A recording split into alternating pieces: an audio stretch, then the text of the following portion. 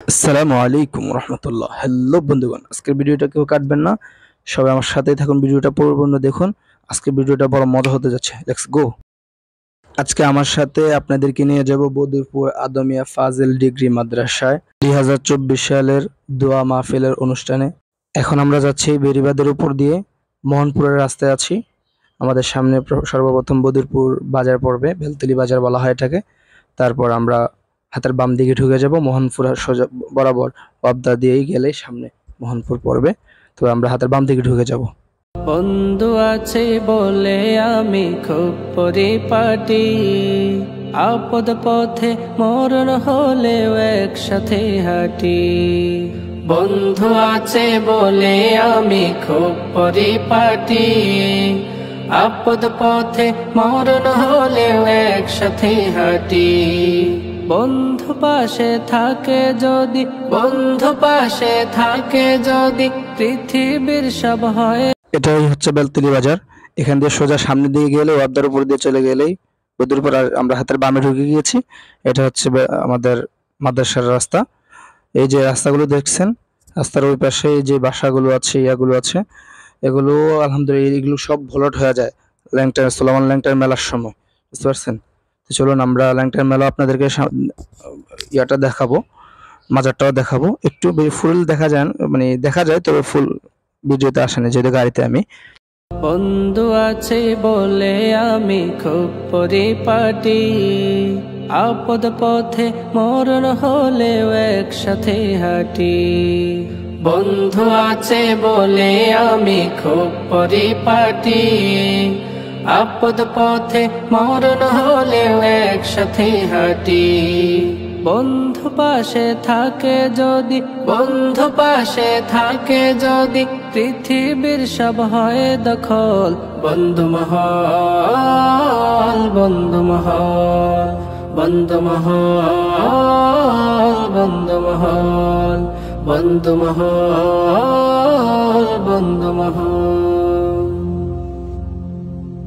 রাস্তার সাথে এই যে বাসাগুলো দেখছেন, এগুলো সব আসন, এগুলো সব ভাড়া দেওয়া হয় মেলার সময়। এই যে দেখেন, আমরা এখন যাচ্ছি বদরপুরে। এর সামনে মাজারটা, ওইটা হচ্ছে মাজারের রাস্তা। এই যে সামনে বাম হাতের ডান দিকে যে রাস্তা রয়েছে, এটা দিয়ে গেলেই অল্প একটু গেলে মাজারটা। মাজারের মিনারটা আমরা দেখাবো, এদিক দিয়ে দেখা যাবে ইনশাল্লাহ। এই ঘরটা এগুলো সব ভাড়া দেয় মেলার সময়। এটা এই বদরপুর এলাকা আর কি, যেগুলো এই আসনগুলো এগুলো সব ভাড়া দেয়, এগুলো সব ভাড়া হয়। এখানে সব আসন বসে মেলার সময়, মানুষ থাকে, দোকানপাট যা আছে সব অনেক চড়া মূল্যে ভাড়া দেওয়া হয়। এই যে দেখেন সোলোমান ল্যাংটার ওই যে মিনারটা, এটাও মাজারের রাস্তা, দুই পাশে দুইটা রাস্তা, ওই মাজারের মিনারগুলো দেখা যাচ্ছে। এখন আমরা পরিশেষে মাদ্রাসার রাস্তায় হাঁটতেছি, মাদ্রাসার খুব কাছে দাঁড়িয়ে চলে আসছি, আর বেশি দূরে নেই। তবে রাস্তাটা অনেক সুন্দর, পদ্মা রাস্তাগুলো অনেক সুন্দর। এই যে মাদ্রাসায় চলে আসছি, মাদ্রাসা এটা হচ্ছে মাদ্রাসার মেইন গেট, আমাদের বদরপুর আদমিয়া ফাজিল মাদ্রাসার সামনে এসে মাদ্রাসার ভিতরে ঢুকলাম। মাদ্রাসার পুরা ভবনটা একটু ভিডিও করলাম। আমাদের মাদ্রাসার চতুর্পাশ পরিবেশটা একটু দেখুন আপনারা, কত চমৎকার এবং কত সুন্দর। একদম ডিগ্রি পর্যন্ত আছে। আপনারা কেউ যদি চান যে আলেম ফাজেল কামেল পড়ার জন্য, তাহলে অবশ্যই এখানে আসতে পারেন, ভর্তি হতে পারেন ইনশাআল্লাহ। এটা হচ্ছে আমাদের মাদ্রাসার ভবন, এটা হচ্ছে মাদ্রাসার সাথে স্কুল ভবন, আর এটা হচ্ছে মাদ্রাসার মেন ভবন। আলহামদুলিল্লাহ, মাদ্রাসায় এসে অত্যন্ত ভালো লাগতেছে। আপনাদের কেমন লাগছে কমেন্ট করে জানাবেন আমাদেরকে ইনশাআল্লাহ। যারা তখন আমাদের সাথে ছিলেন আপনাদেরকে ধন্যবাদ। এটা হচ্ছে আমাদের মাদ্রাসার মসজিদ, মাদ্রাসার মসজিদ অনেক চমৎকার, ভিতরে আরো সুন্দর। পরিশেষে যাব এখন রুমের মধ্যে। আলহামদুলিল্লাহ, ওই যে আমাদের ছাত্ররা কাজ করতেছে। বন্ধু আছে বলে আমি খুব পরিপাটি, আপদ পথে মরণ হলেও একসাথে হাঁটি।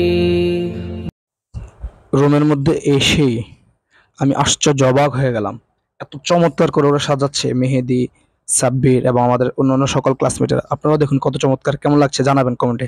পরিশেষে একটু আমাকে দিল বিদায় অনুষ্ঠানের বক্তব্য দেওয়ার জন্য ছাত্রদের পক্ষ থেকে।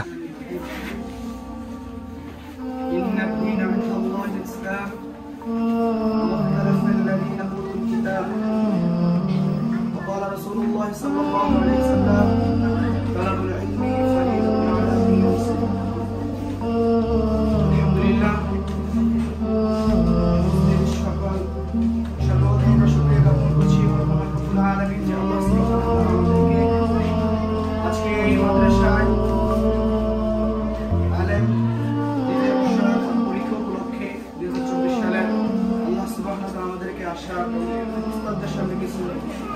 দোয়া চাওয়ার জন্য আসার কিছু বলার তৌফিক দিয়েছেন। এজন্য আলহামদুলিল্লাহ। রাসূলের হাদিসের ভাষ্য অনুযায়ী তালাবুল ইলমি ফারিদাতুন আলা কুল্লি মুসলিম, প্রত্যেকটা মুসলমানকেই দ্বীন ইলম তলব করা, বিবেচনার জন্য বের হওয়া, এটা প্রত্যেকের উপরে ফরজ। তো এই দ্বীন ইলম তলব করার পিপাসা নিয়ে আল্লাহ তাআলা আমাদেরকে এই মাদ্রাসায় আসার তৌফিক দিয়েছেন এবং এই মাদ্রাসায় উস্তাদ মহোদয় যারা আছেন আল্লাহ তাআলার পছন্দনীয় মানুষ, এই পছন্দনীয় মানুষ এবং আমাদের মুহাদ্দিসগণ, শ্রেষ্ঠ মানুষগণ, আমাদের কাছ থেকে আমরা যেভাবেই দ্বীন তলব করার দরকার ছিল, পিপাসা নিয়ে আসছি, ওই পিপাসা অনুযায়ী আমাদেরকে যেভাবে তলব করার দরকার ছিল উস্তাদরা সম্পূর্ণ চেষ্টা করেছেন, কিন্তু আমরাই আমাদের ব্যর্থতার কারণে হয়তো আমরা পরিপূর্ণতা পাই নাই। তবে আমরা পরিপূর্ণতা পাওয়ার জন্য আমরা সর্বপ্রথম উস্তাদের কাছ থেকে আন্তরিক দোয়া এবং ভালোবাসা চাই। আমরা হয়েছি একটা মরা নদীর মতো, একটা মরা নদীর মতো, যে নদীর মধ্যে কোনো পানি থাকে না। আর আমাদের উস্তাদ মহান যে দিন জ্ঞানের প্রশস্ততা, এই জ্ঞান ছিল আমাদের জন্য ওই মরা নদীর সাগরের পানির মতো। এই পানি উস্তাদগণ আমাদেরকে জ্ঞান দিয়েছেন, জ্ঞান দেওয়ার চেষ্টা করেছেন, আমাদের মরা নদীকে আল্লাহ তাআলা জ্ঞানের মাধ্যমে জীবিত করার চেষ্টা করেছেন। ওই জ্ঞানের মাঝে মাঝে যে আমাদেরকে যে উস্তাদগণ আমাদেরকে যে শাস্তি বা বকাবদ্ধ ডাক রাগ গোসা যেগুলো দেখাতেন, সেগুলো হচ্ছে এক একটা রাগ, এক একটা ডাক, এক একটা শাসন আমাদের জন্য ছিল। ওই নদীর সমুদ্রের যে ঢেউ ছিল, ওই ঢেউর মতো। সমুদ্রের ঢেউ যখন সমুদ্র থেকে আসে তখন ওই সমুদ্রটা সৌন্দর্যতা ফুটে তোলে। উস্তাদদের আমাদের শাসক আমাদের জন্য ছিল সৌন্দর্যতা রূপ দাও, জ্ঞান দিয়েছেন। জ্ঞানের পাশাপাশি যে ডাক আমাদেরকে যেই ডাক দিতেন, শাসন করতেন, সেটা আমাদের জন্য অতি কার্যকর ছিল। যে কার্যকরটা আমাদের জীবনকে সৌন্দর্য উচ্চ মাত্রায় নিয়ে যাওয়ার জন্য বড় একটি ভূমিকা থাকে। আমাদের ছাত্রদের পক্ষ থেকে আমরা যারা দিন তলব করতে এসেছিলাম, আমরা আমাদের সম্পূর্ণটা দিয়ে আমাদের উস্তাদদের কাছ থেকে নিতে পারি নাই। উস্তাদরা ছিলেন সাগর সমতুল্য, আর আমরা ছিলাম পাথর সমতুল্য। আমরা আমাদের পাথরের মধ্যে পরিপূর্ণ যেটুকু করেছি, আরো বেশি চেষ্টা করার দরকার ছিল। উস্তাদের কাছ থেকে দোয়া, উস্তাদের কাছ থেকে জ্ঞান আরো বেশি করে আমাদেরকে অর্জন করার দরকার ছিল।